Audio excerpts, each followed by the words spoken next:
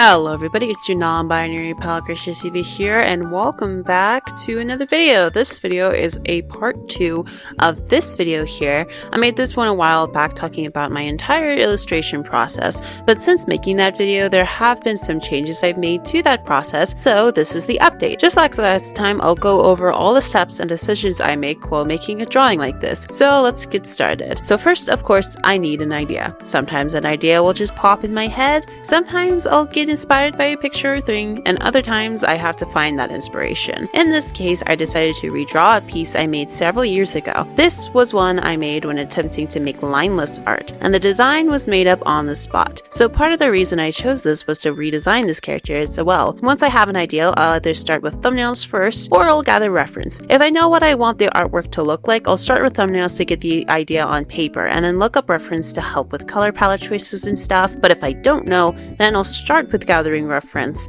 so I can build up an idea that way. That's what I did for this one, and I was actually having a bit of a hard time choosing what the artbook would look like. As you can see, I drew quite a few thumbnails for this one because of that, but once I have the composition chosen, I blow up the thumbnail to fit the canvas and I start sketching. Now, depending on the drawing, I'll actually pose a 3D model first if I'm drawing a more complex pose, or if I'm just wanting to add a bit more realism into it. If not, then I just go ahead and start sketching with the thumbnail on a low opacity. I like to sketch with different values and colors so that I'm able to see all the elements clearly. So for example, I'll sketch the anatomy in a fairly light color, then the main details in a darker color, and an even darker color for extra details. I'll also use a different color for the background sketch, and this is something I tend to forget to do but is super helpful, and that is to color the sketch. If it's a character I have a ref for, I'll just silhouette them, then focus on laying down the shading and background colors. But in this case, I decided to fully color the character because I wasn't familiar with them. A lot of times I forget to do this though, which leads to later steps being way harder. If you find you struggle with choosing base colors or the direction of the lighting, this might be a way to make things easier. Then I will either merge all my layers here or put them in a folder and continue to the line art. For the line art, I usually create 4 layers. One for the bulk of the character, one for the face, one for the hatching shading, and one for anything else that needs to be drawn in a different color. I normally use an opaque textured brush,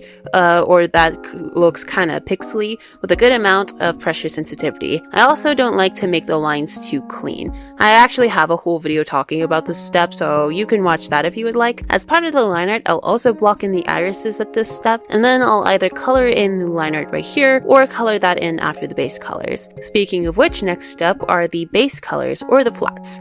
I'll use this tool to create the silhouette while filling in the gaps manually that hit the edge of the canvas. I don't know why, but for some reason when I use this tool and the thing hits the edges of the canvas, it leaves a gap. I'll then use clipping layers to fill in each of the colors. I do end up merging all of these, but the reason why I do this is for any area that needs a gradient, and so I can color in stuff underneath other colors and it can like kind of disappear. Something I've been doing is making sure that the base layer is a different color that fits the whole piece rather than just gray like I used to do. Because of my messier line art, it can be hard to fill in every tiny gap, even with the bucket tool. So this just helps to make it so that those little gaps that I miss aren't super noticeable. And then I color this color separately and put that in the folder for the eyes. At this point, I'll also fill in the background. That way I know what colors I need to use for the shading and make the whole piece look more unified. Now it's time for the shading. First, I swatch out a few colors, some for the shading, variations for the highlights, and any other extra for bounce light. I used to just stick to 2 colors, but this would end up making the piece look a bit too monochromatic and kind of flat, so I've been using a bit more. To add more definition to the skin, I'll apply some blushing first and any makeup if need be. Then I'll use this brush to apply the underpainting. By this I mean basically adding a bit more color where the shadow and lights will be. I go about this in a very messy and painterly way, and after I add a layer of cell shading. For this, I use a darker color and either set the layer to normal or hard light. I use these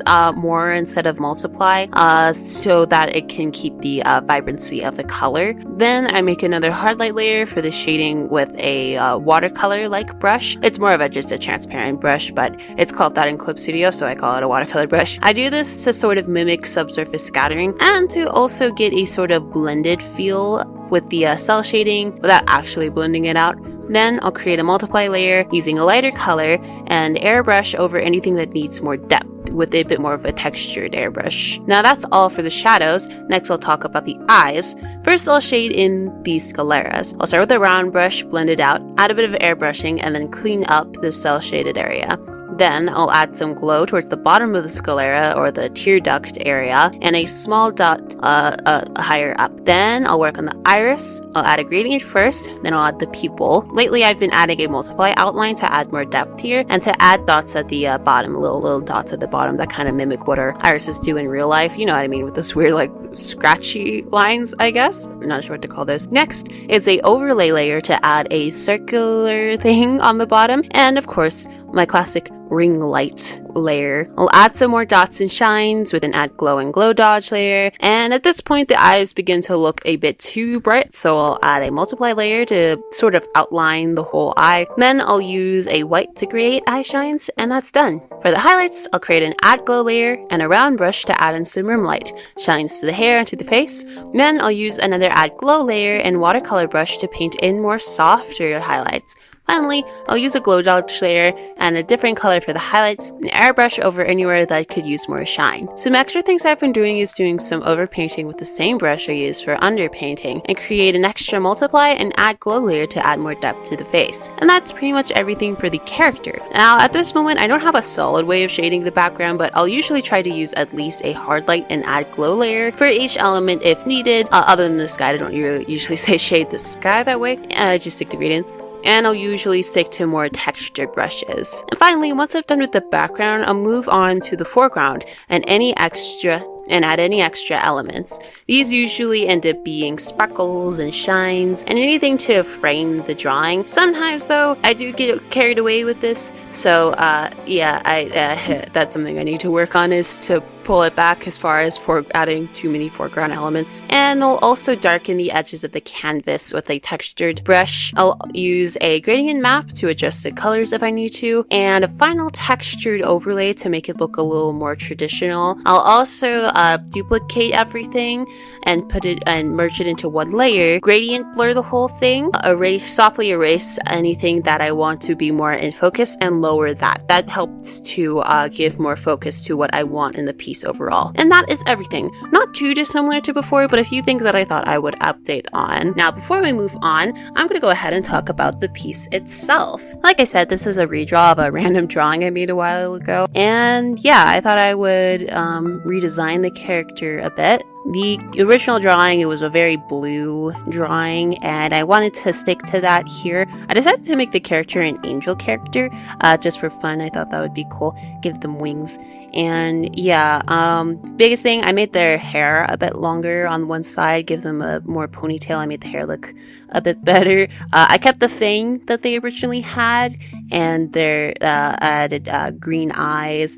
Also decided to add in some cool looking freckles. I obviously added a bit more to the fashion of this piece. They're a lot more fashionable here. I made a cool like flowery, like see-through jacket with some chains, and I gave them like a butterfly necklace. And on their shirt they actually have the trans colors on there, because I kind of headcanoned them as being trans, because that's cool. And these cool looking gradient boots. So yeah, added a lot more to the fashion on this one. For the wings too, I added some like petal. I used the petal brush that I usually use to add a pattern there.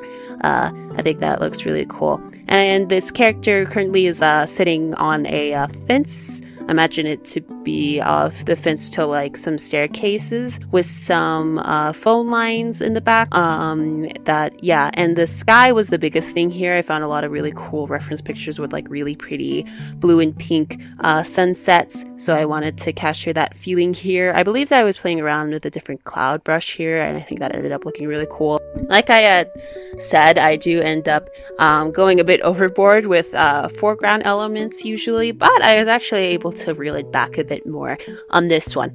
Just a few shines, and that's it. And that's everything for this drawing. Thank you so much for watching and listening. If you have any other questions, let me know. And yeah, you can check out all my other stuff in the description below as well. I have some fun things I'm working on, have some fun things planned. Hopefully I'll have those up by the summer, because that would be really cool.